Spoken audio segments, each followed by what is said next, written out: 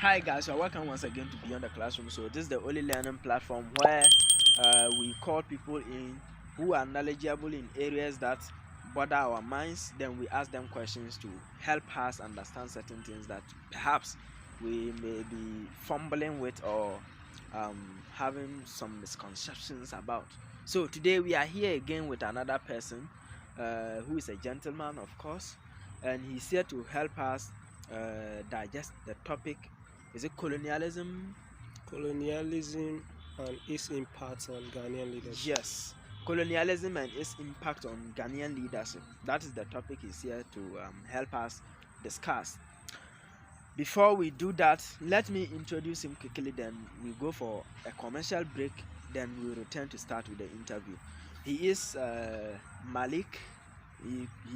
I call him the Great Malik because of his level of experience. Yes, when it comes to this colonial history of Ghana, the political history of Ghana, when it comes to some of this governance and what have you, the activism, advocacy and what have you, he is much knowledgeable. So I call him the Great Malik. We are here with Great Malik to discuss the topic colonialism and its impact on Ghanaian leadership. So let's go for a quick commercial break. When we return, then we get started with the conversation with the Great Malik.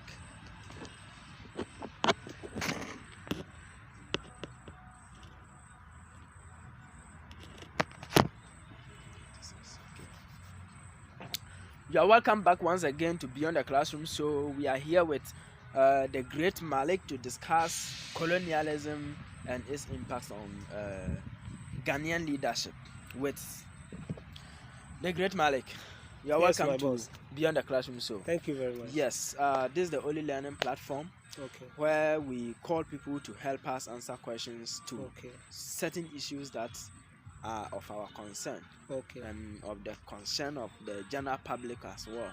So you are here today to help us discuss the topic, the impact of colonialism on Ghanaian leadership. So I hope the atmosphere is cool. Oh yes, it's fine. It's very cool. So since the atmosphere is cool, I think we can proceed, right? Yes, please. So we quickly want to know you before we start with your topic. When we say the Great Malik, I call you the Great Malik personally. So I don't know whom you call yourself or whom you. Yes, exactly. Yeah. So who are you? Yes, I'm the person of Malik Yaongisa, a political science level 200. Malik Yaongisa, a political science level 200. Yes. Good. So and also one of the aspirants for POSA president, hopeful. POSA presidency, hopeful. Yes. POSA presidency. Or say POSA for more man of support or more support. Are you a zoo or the other Kukurodu? Which is which? Political party. Anyways, maybe that will be confidential. So let's get to know you more. Apart from just knowing your name, the course you do, and what you are up to right now, that's aspiring for POSA presidency. Apart from that, where did you start your schooling from, like your education? I started my education at Chirponi. DA primary school, and then I continued with Chirponi DA JHS. That is the junior high. And then I proceeded to SHS. That is around Doma in Chrome. Doma in Chrome. Yes. And then I think that's BA, right? Yes, BA. Yes. So that's it. And then after graduation, I found myself in Winneba. Wow. Yes. After SHS, you find yourself in Winneba, University of Education, Winneba main campus, right? Yes, please. Good. You kept repeating Chirponi. Are you from Chirponi? Yes, please. I'm from Chirponi. Chirponi. Yes, please. Chirponi stomach or Chirponi legs? Let's be specific. You know, sometimes it's not bad to mention a popular town. Yeah, sure. But sometimes when you mention the popular town, some people are from under the like sub branches of that? Oh no, Chirpone Township. I'm from Chirpone stomach. Yes, that's please. what I refer to as the stomach. So he's one of the intestines of Chirpone, and he's here with us on Beyond the Classroom. So he said the atmosphere is great looking. So after Chirpone, after Doma Hikro SHS, you came to the University of Education. Yes, what informed your decision to choose political science as a course to read? Oh, okay. Did you even read general arts at the first place? Yes, you please. read general arts. General arts, and then my interest is in politics. Okay. So I decided to pursue political science as a course. Okay. And then to be able to learn more about politics. And then going forward, it will help me in future. Okay. So when you talk about political science, I know it to be a big deal. You know, we have those who are neutral into advocacy, and we have those who are also into real practice of politics. That is going into contest for leadership positions. Yes. So which one are you talking about here? Are you talking Actually, my interest is into politics, professional politics. After my degree in political science, I'll go into politics, and then going forward, I'll take it from there. You want to chop our money? I aspire to be a great politician in future. We have to start bringing canes here, so that the upcoming politicians will start caning them small, so that when they go and chop the money, we won't cry more. Okay, so because of your interest in politics, you decided to choose political science as your course to come and study in the university. Okay, great. So since you were not forced to study political science, you love it. Yes, please. So what is your interest in politics, like in your study so far? What interests you so much in political science? We have, it cut across. We have the partisan politics studies aspect of it, which is the Fourth Republic and whatever. Yes. We have the history of the politics. And then we also have this colonialism and what have you. We try to know so what interests you so much in? Okay, I've always loved history, and then I more or less like the history aspect of politics, and also the contemporary aspect of politics. Okay, that is the modern day politics is kind of different from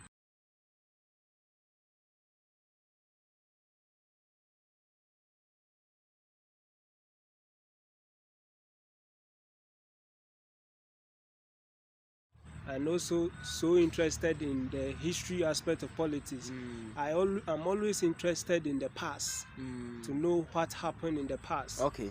Yes, and with that, it will help to shape my future. Okay. Yes. So now that you are so much interested in especially the leadership aspect of it, let's try to look at, have you held any leadership positions, or your interest started when you came to the university? Where did it start? Okay, thank you very much. I think the whole of my educational career I've been a leader. Okay. Because looking at the primary level, I was a sports prefect. Okay. JHS, I was assistant sports prefect. Okay. And then SHS, I was a house prefect. Okay. And then coming into the university I think so far I've served 2 courses as a rep, and then I'm currently in Parliament, political science, minority caucus. Okay. Yes. So political leadership has always been my dream. Yes. Okay. I always enjoy serving others. Okay. Yeah. Okay. I always enjoy serving others. So you talked about being sports prefect primary, assistant sports prefect JHS. JHS was rather the assistant. Okay. And SHS was the main boss. Okay, and JHS was assistant sports prefect. And SHS was a house prefect. House prefect. Yes, please. Okay, but you talk of being a prefect at primary.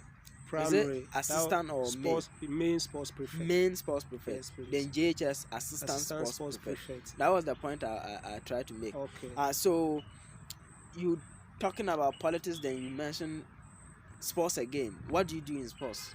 Oh, I'm a footballer. I play football a lot. In fact, Do you play the football just to grab fans to come and support you in your political agenda? no, Or not really. why a No. politician playing football? They also. Well, I think Yeah. I've loved football too. Football is my Okay. passion. But you didn't take it as a World Cup. And no, I've played second division before, but when I had admission to University of Education. Me, I don't know anything about football. When you are mentioning second division, try to mention Kotoko and other.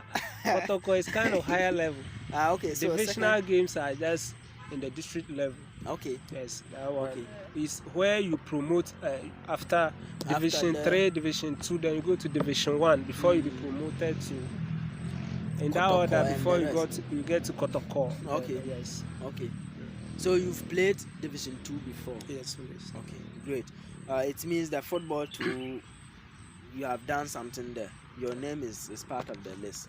I can picture that. So now we can say to some extent we know you a bit. Sure. So we'll start with the topic for the day. Okay. Which is the impact of colonialism on Ghanaian leadership. Okay. So when we talk about colonialism, what is it? What is it supposed to mean? Colonization or colonialism is a situation where a powerful nation takes control, dominates, and control the political and economic affairs of another state. Basically, when foreigners occupy a land or a particular place and takes a total control of their economic and political affairs of the area, okay, it becomes colonization. Colonization. Yes. So, can you, with your definition, can you say to some extent, colonialism is not just what the British, the Europeans did to Africans? Maybe it can not. It's not necessarily by countries. Maybe a community dominating another community. Yes. Is that one to colonialism? It's also colonialism. It's not necessarily white people coming. Europeans are identified as the most powerful colonizers in history. Okay. Because they are the only people who have colonized all the continents on Earth. Okay. They occupy the Asian continent, the American continent, and even in the African continent. Okay. Yes. Wow. Yeah. Wow. So colonialism goes beyond just white people dominating. Yes. Black people. In the actual sense, colonialism is when a powerful nation occupies another nation and takes control of their political, relatively weaker ones. Weaker ones, okay. Correct. Okay. Good. So, having understood what colonialism is and its impact on Ghanaian leadership, what is this? What even started the colonialism agenda? What started? What triggered? Okay. The starting point of it. Thank you. How did it start? Okay. We know that somewhere in the 17th centuries, Portugal came into Ghana, and it was followed by other European nations. Okay. When they came to Ghana, already Ghanaians or the local people in Ghana were living peacefully, and they were having they were living a communal way of life. And then there wasn't competition for wealth. There was no social class until the Europeans arrived. Like rich man, poor man, and yes, those things. There wasn't kind of like that. Egalitarianism. Yes, and then the word is too big. Yes, it's egalitarianism. What is that supposed to mean? Like it's too big. It means that equal rights. The people spent equal rights. Okay. They enjoyed equal rights in the society. There wasn't class, social class, where some were supposed to, some had exceptional rights from others. Everybody was equal. Okay. Equal treatment. Yes, please. Okay. Yeah. Wow. So this is how Africa was before they came. Yeah. You said it dated back in the 17th century. 17th century. Yes. So going forward, what happened was that as the Europeans were here trading, then there came a time they began to they developed interest in selling human beings, which brought about the transatlantic slave trade. Okay. Which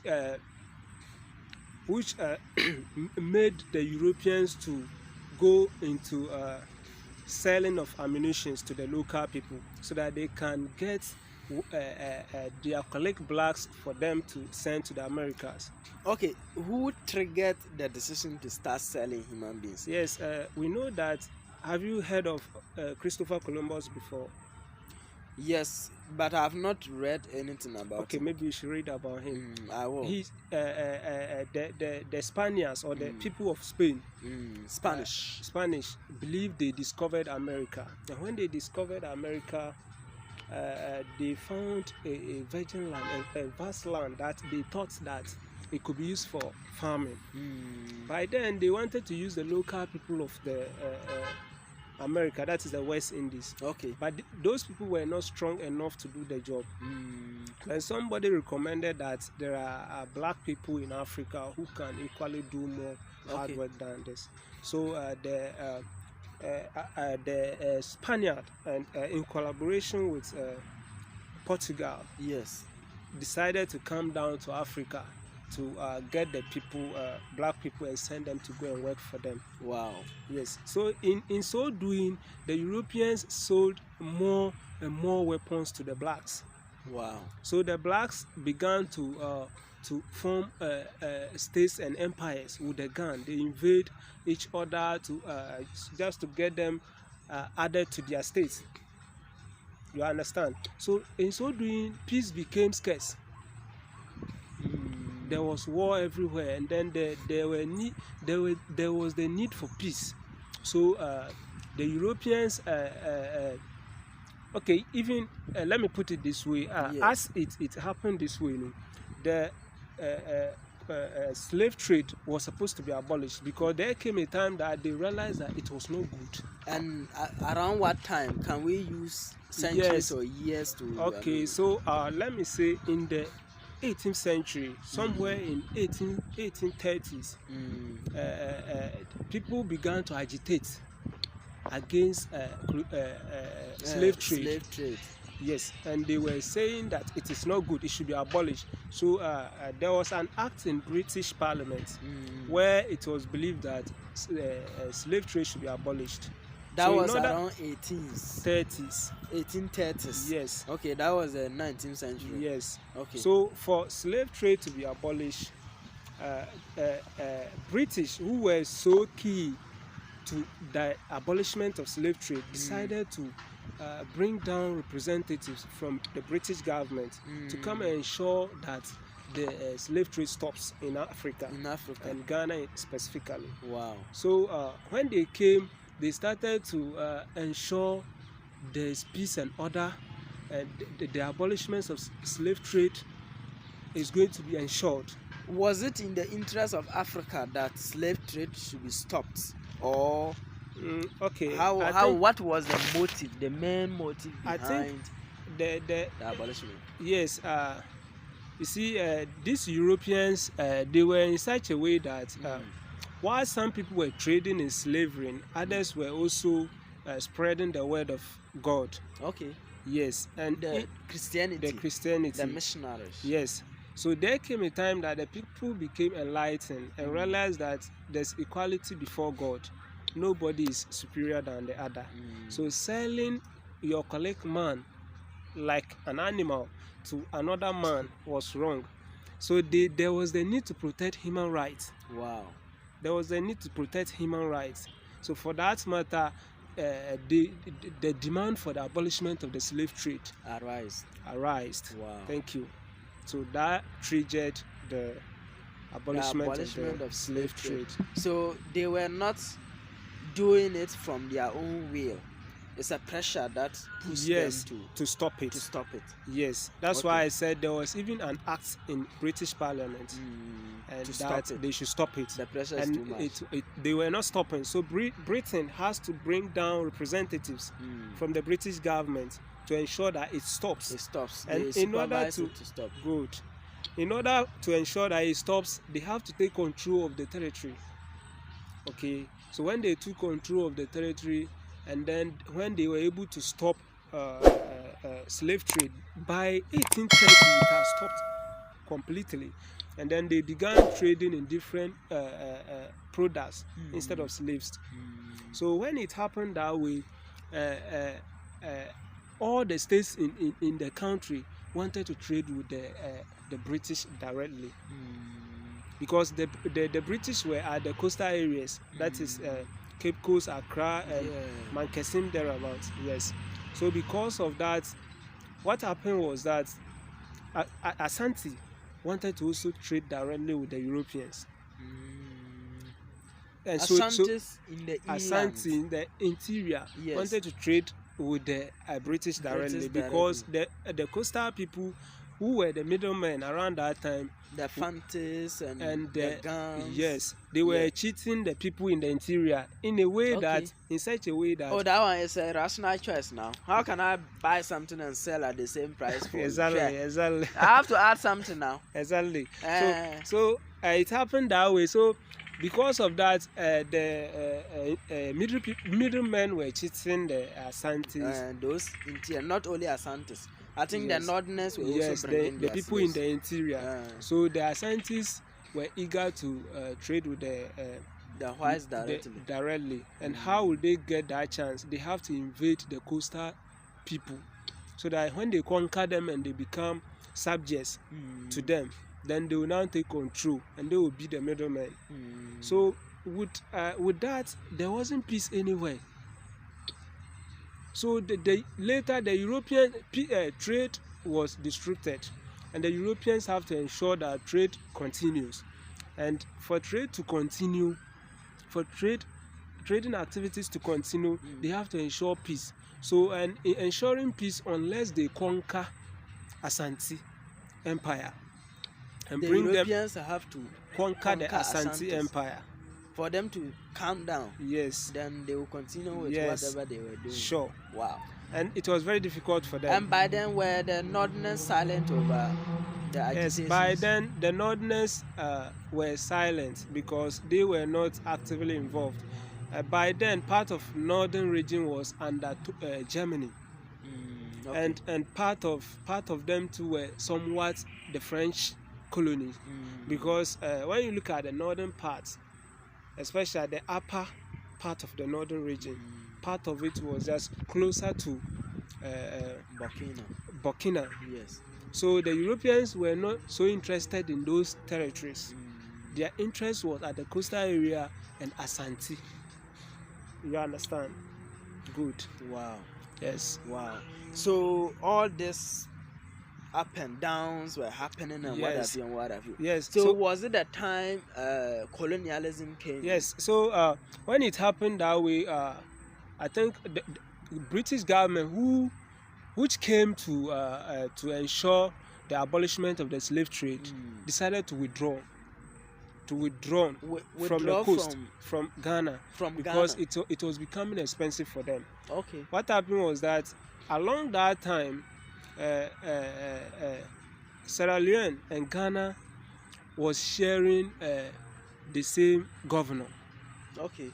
Yes, and somewhere in 1821, Sir Charles McCarthy, who was a governor in Sierra Leone, decided to visit the Gold Coast. When he came to the Gold Coast, he realized that there was no progress, there wasn't peace, and he wanted to ensure peace. But the way he approached the whole thing was wrong, because he didn't go by the diplomatic way. He decided to go approach it with war. Wow. So he decided to wage war at Asante, to conquer Asante and ensure peace. And by then, were there no governor for Ghana, for Gold Coast? By then, there wasn't any governor in Gold Coast. The governor was residing at Sierra Leone. Okay. Yes. Because Ghana and Sierra Leone was sharing the same governor. Yes, okay. Colonial masters. Yes. Same colonizers. Yes. So that's what happened. So when Charles McCarthy decided to wage war at Asante, he mobilized the people and marched on Asante to crush them. So they met at Adamasu, near Nsamanko, somewhere in the western region. And then what happened was that Sir Charles McCarthy and his armies were defeated. Wow. And Sir McCarthy was wounded and he was beheaded. Wow. Yes, and it was even believed that his head was sent to Kumasi. You understand? So when Sir McCarthy was killed in that battle, they decided to withdraw. The British decided to withdraw. You understand? So and then they wanted to abandon their forts and castries and leave the coast. And this company of merchants who believed that they will not leave the forts and castries, they are going to remain and continue trading. Okay, so the British government gave the forts and castries to them. Wow. And then they needed a governor or a president to administer the area or the forts and castries where the forts and castries was residing. Wow. So what happened was that a company of merchants decided to appoint Captain George McLean to be the president of the governor. No, the company of merchants. Okay. Yes, I'm taking you deep. Yeah, the into leader, deep history. Okay. Yes. So McLean, who ensured peace, order, encouraged trade, and also encouraged agriculture, was able to sorry. Yeah. This part you have to believe. So Sir McCarthy got the Asantes at one side and got the coastal people at one side and made them to sign a treaty known as Tripartite Treaty.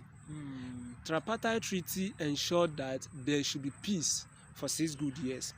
And when that treaty was signed, George McLean made the Asante king to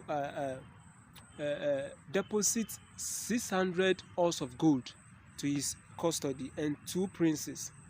One of this prince was Owusu Ansa, and the other one was Owusu Nkwantabisa. Later, those princes were sent to Britain to go and study. So when McLean was able to ensure peace, and then later there were allegations that leveled against him. That he has gone beyond his bounds, because before they took over the forts and castries, the British government limited them to only where the forts and castries were located. By then, they have gone beyond their bounds. When McLean came into the Gold Coast, he realized that nothing can be done if there's no peace. And in order to ensure peace, he has to get Asante and the coastal states to sign an agreement, which I said it was referred to as Tripartite Treaty. Okay. Yes. So when they signed the agreement, and then 6 good years there was peace. Wow. And then also between which period can we locate yes this peace? Like in the when McLean arrived in the coast in 1830s, and 1831 he got the people to sign the treaty. Okay. 1831 he got the people to sign the treaty. Like 1837 there, about that. 1837 by then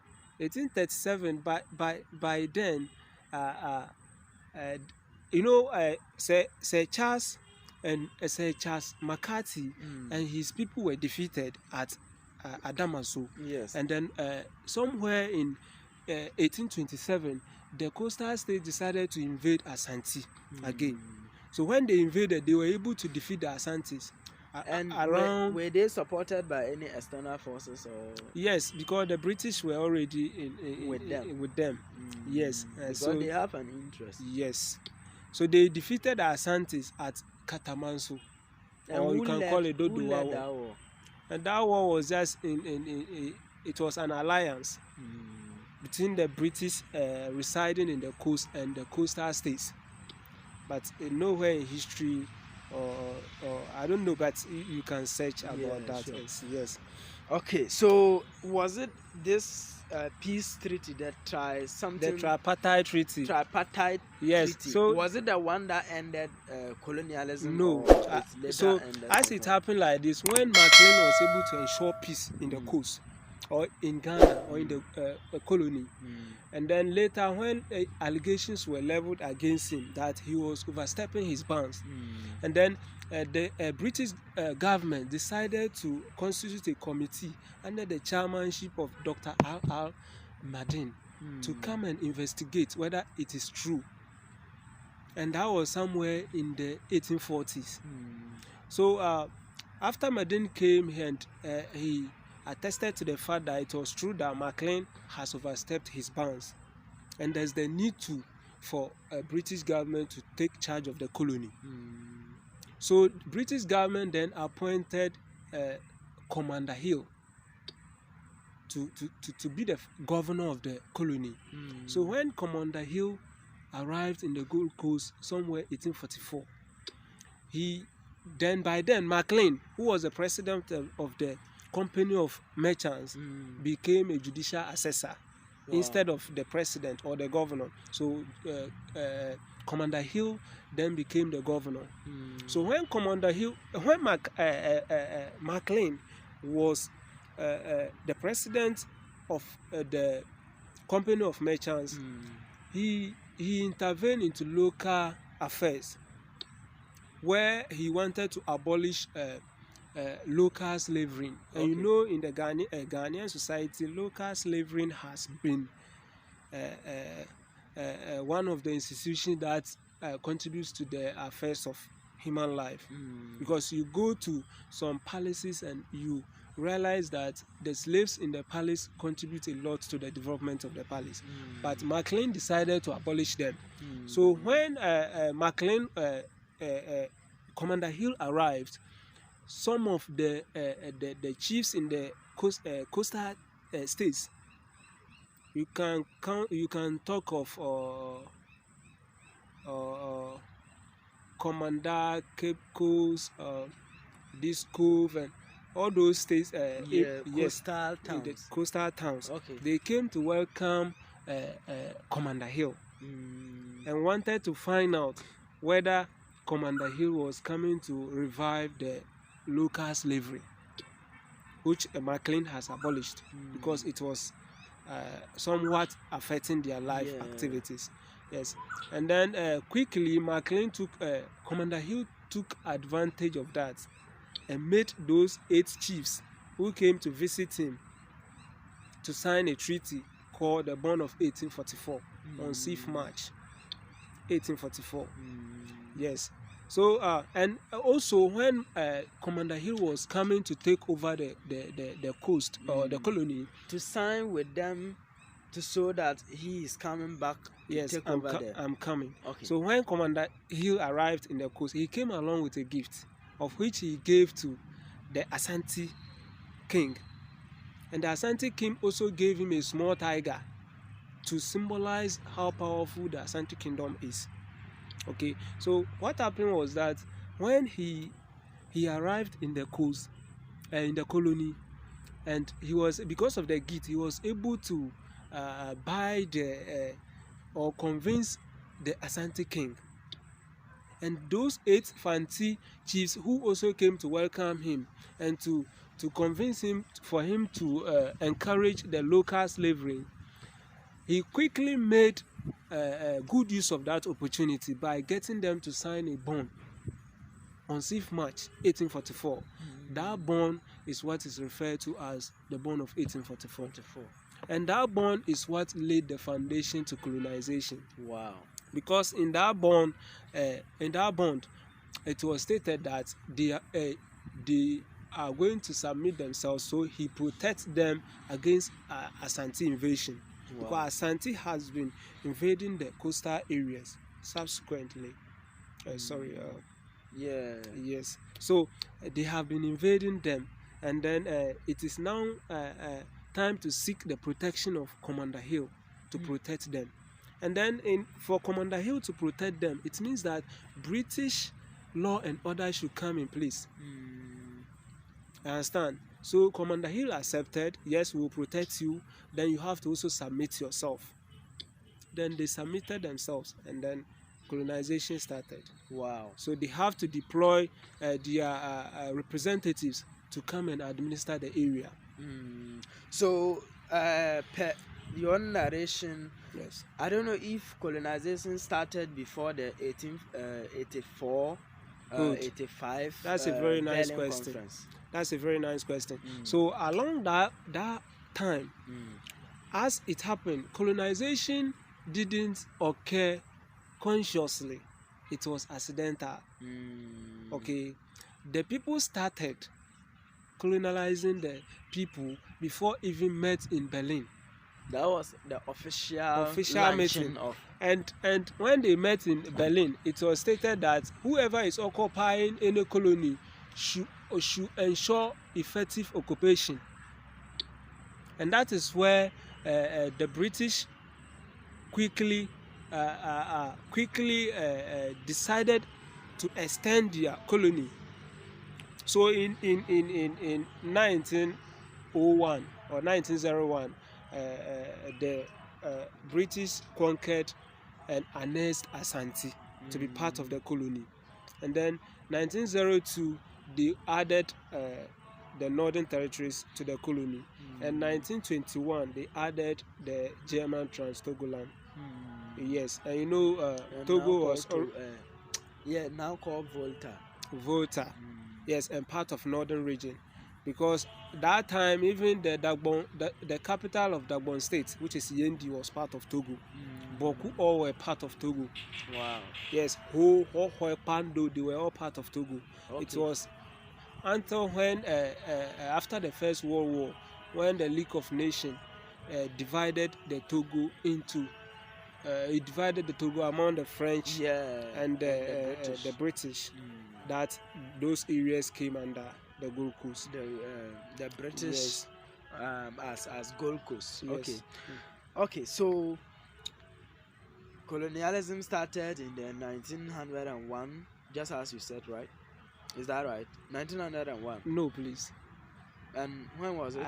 I said colonialism started somewhere in the 17th century. Yeah, far away, but officially, like in Gold Coast, right? We are using Gold Coast as a case study. Okay. So in Gold Coast, it started somewhere 1901, right? No. It didn't start 1901. Yes, 1901. The official one. The official one. The official. Yes. The you mentioned something like 1901. When they started 1901 was when Ashanti Kingdom was added to the coastal towns. Yes. Then 102 they added the northern territories was added to the Gold Coast. Then 1921 they added the Volta, the Togoland to the Gold Coast. Okay. Good. So it started all this while. Yes. And it went on and on and on. Yes. What ended it? What were some of the activities? So as it happened that way, in fact, it wasn't easy. It wasn't easy. So the Europeans in the Gold Coast exploited the people. Okay. They exploited them. Because when you look at the principle that were employed, wasn't for good, but it was just to exploit the people. Yes. So because of that, the people in some way began to agitate. They began to agitate. You can talk of an association or yes, you can talk of, let's say, the Fanti Confederation, where the Fanti people realized that the people cannot protect them as they needed, and that they should They are disappointed, and they should form an association to agitate against the people, so that they will remove colonial rule. Yes, that was why the Fanti Confederation came in. And then you also look at on the process of ruling the local people, the local people began to agitate to for self-rule. Some of them wanted to be part of some of the positions. Okay. Yes. They wanted to, participate in. Participate, correct. They wanted to participate. Governing process. Yes, in the administration, and they were denying them. The whites were denying the people. Thinking they don't deserve. They don't deserve it. So that annoyed the blacks in some way, and began to agitate, forming associations and movements to protest. That's where Examples you can think of the associations. You can think of the Aborigines Rights Protection Society. You can think of the British Congress of British West. British. I will take this part off. Get it National clear. British Congress of National Congress of British West Africa. National Congress of British West Africa. And you can also talk of the Fancy Confederation. Okay. And then the agitation against the poll tax ordinance that was signed by Commander Hill. Yeah. Yes, all these were movements and agitations that to show that people were not. They are not happy. They are not happy with this. So going forward, what happened was that the Europeans began to realize that time to come they will lose the colony.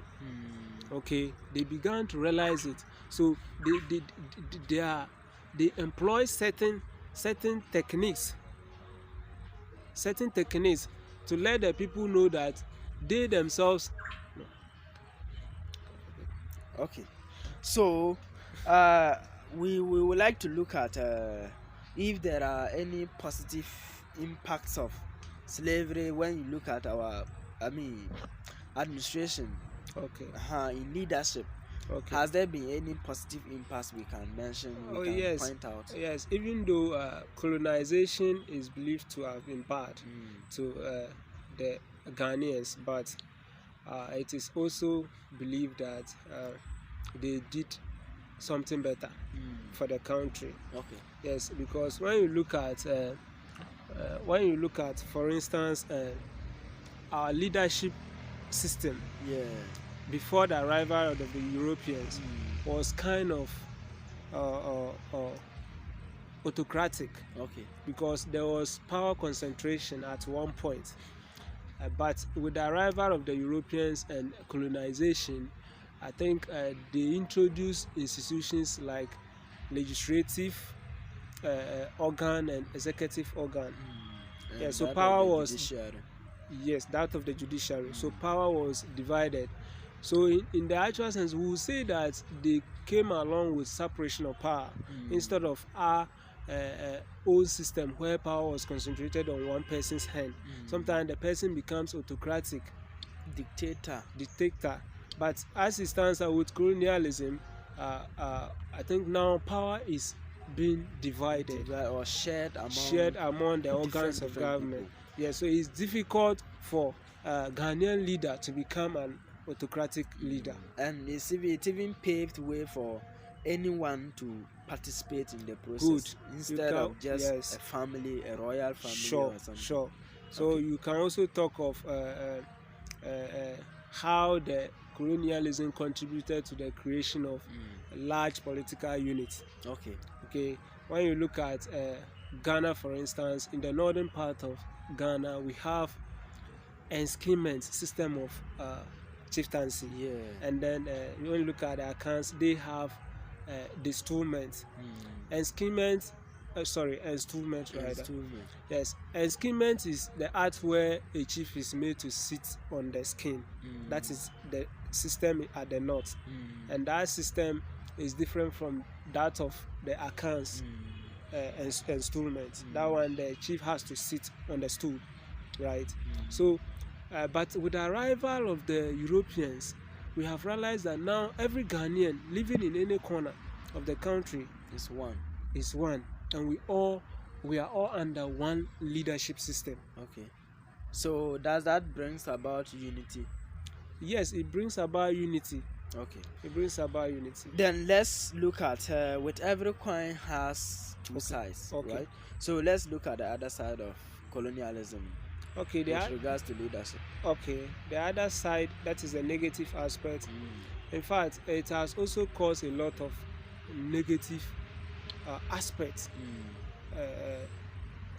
It has caused a lot of negative impact. A lot of negative impact in the sense that you see that when the Europeans came, they began to use their own systems of leadership, where they practice a system called indirect rule, which was practiced by Lord Lugar in northern Nigeria, and how successful it was made the Europeans to bring it to the Gold Coast. Yes. Now, when they came, they made good use of the traditional authorities, because they realized that the traditional authorities were instrumental in the development of the colony. But there was a problem. Not all the societies practiced the chieftaincy.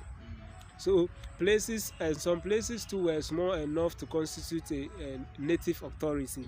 So they decided to merge them with larger states that were closer. So when you look at the Inchomburi and the